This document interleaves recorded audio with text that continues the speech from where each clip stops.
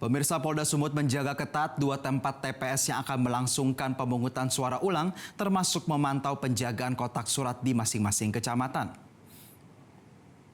Polda Sumut melangsungkan penjagaan ketat 2 TPS yang ada di Kecamatan Medan Johor dan Petisah yang akan melangsungkan pemungutan suara ulang.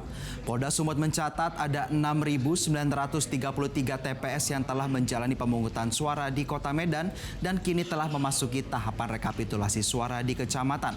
Dan untuk mempermudah pemantauan situasi keberadaan kotak suara, Polda Sumut menggunakan alat sistem operasional terpadu dan sekaligus bisa memantau pergerakan personil yang ada di lokasi.